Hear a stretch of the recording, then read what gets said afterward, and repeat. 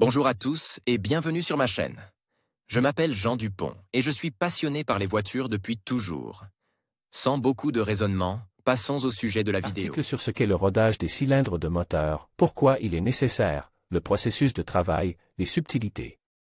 À la fin de l'article, une vidéo explique ce qu'est le rodage. Article sur ce qu'est le rodage des cylindres de moteur, pourquoi il est nécessaire, processus de travail, subtilités. À la fin de l'article, vidéo sur ce qu'est le rodage. Avec le temps, le moteur à combustion interne s'use et perd ses propriétés opérationnelles. Les caractéristiques dynamiques et de puissance se détériorent, la consommation de carburant augmente, la compression diminue. Ce phénomène ne peut être évité. Un moteur use nécessité une révision, dont l'objectif principal est de rendre à l'unité motrice ses propriétés d'origine. Le processus de rodage est largement utilisé comme opération de finition de la révision. L'objectif principal du rodage. Les cylindres d'un moteur usé perdent leur forme cylindrique d'origine, ce qui affecte les performances du moteur. Les parois des cylindres d'un moteur révisé présentent des aspérités, des rayures et des égratignures. Pour y remédier, les cylindres sont à l'aise à la première taille de réparation. Leur diamètre est légèrement augmenté, mais les cylindres retrouvent leur forme cylindrique, ce qui améliore encore les performances du moteur. Le processus de rodage est effectué immédiatement après l'alésage des cylindres. Sa tâche principale est de préserver la forme d'origine et de se débarrasser de la forme cylindrique ou conique, le cas échéant, après l'alésage. Le rodage réduit également la rugosité des parois du cylindre et constitue la méthode la plus précise et la plus efficace par rapport au polissage ou, par exemple, au rodage. Le processus de rodage étant conçu pour maximiser la précision dimensionnelle, le travail dans les cylindres est effectué dans le respect des tolérances dimensionnelles requises et de la rugosité spécifiée par le fabricant. Il ne faut pas oublier que le respect des dimensions d'origine a les conséquences suivantes: la compression du cylindre est augmentée.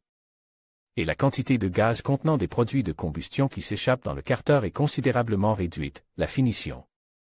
On est réalisé dans deux cas, si un nouveau bloc cylindre surbaisse est installé, exigences en matière de processus et d'équipement. Le honnage est conçu pour obtenir les dimensions cylindriques requises, en garantissant la précision et des écarts minimaux entre les diamètres en différents points du cylindre du moteur. Les écarts sous forme d'ellipticite, de conicité ou de forme de tonneau sont inacceptables, ils peuvent indiquer que le honnage a été mal fait et doit être refait. Une attention particulière est accordée aux paramètres de rugosité. Après le rodage, de petites dentelures se forment sur les parois du cylindre, elles ne doivent pas être éliminées, car ces dentelures retiennent parfaitement l'huile du moteur, ce qui améliore ensuite la lubrification des éléments du groupe de piston. Au cours du processus de rodage, les composés sulfure présents dans le lubrifiant créent un film de sulfure sur la surface du cylindre, ce qui réduit l'usure des composants du groupe de piston. L'équipement de finition utilise et constitue de meules à diamètre variable conçus spécifiquement pour l'usinage des cylindres de moteur à combustion interne.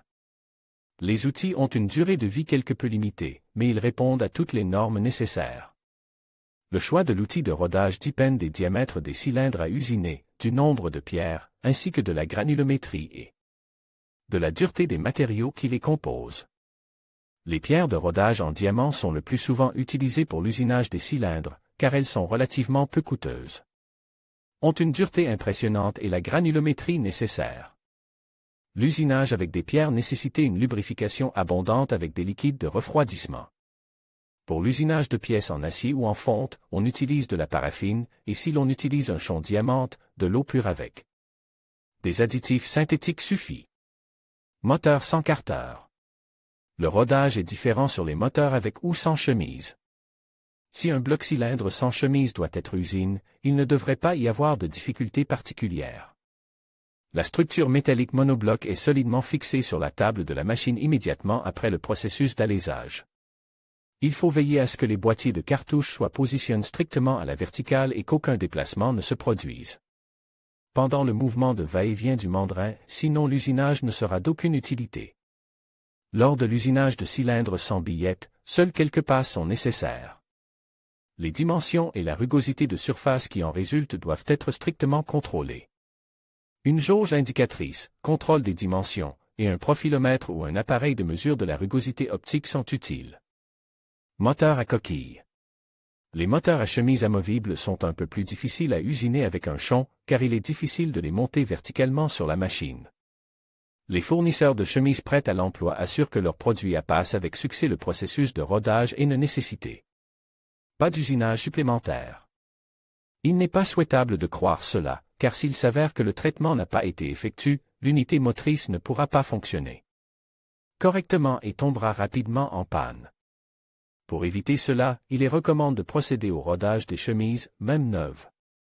Pour presser uniformément les chemises, en veillant à ce qu'elles soient bien verticales, on utilise un joint épais dont la forme ressemble à celle de la tête du bloc. Il comporte les trous nécessaires, de sorte que l'utilisation du joint n'interfère en aucune manière avec le rodage. La plaque est fixée au bloc après le montage des chemises et serrée comme une culasse complète, dans un ordre strict et en respectant les couples de serrage. Elle est suivie d'un honnage comme dans le cas d'un bloc-cylindre sans chemise. L'utilisation d'une plaque de simulation permet de minimiser la non-conformité dimensionnelle. Dans ce cas, le honnage peut être divisé en 4 étapes, l'ébauche. Cette opération consiste à enlever la plus grande partie du métal. Il peut remplacer l'alésage. Il nécessitera beaucoup de liquide de refroidissement, ainsi qu'un honnage au diamant. Certains automobilistes sont persuadés que le rodage peut être réalisé chez soi, à l'aide d'une perceuse ou d'un perforateur. Il s'agit d'une idée fausse, car il est peu probable que l'on obtienne la précision et la rugosité nécessaires à la maison, les cylindres traites de cette manière ne peuvent pas fonctionner longtemps, ce qui entraînerait une défaillance rapide du moteur. Le processus de rodage ne doit être effectué que sur certaines machines par des spécialistes ayant l'expérience et l'équipement nécessaires. Ce n'est qu'ainsi que vous obtiendrez des cylindres rod de qualité, capables de fonctionner pendant une période de temps suffisante. Vidéo sur ce qu'est le rodage.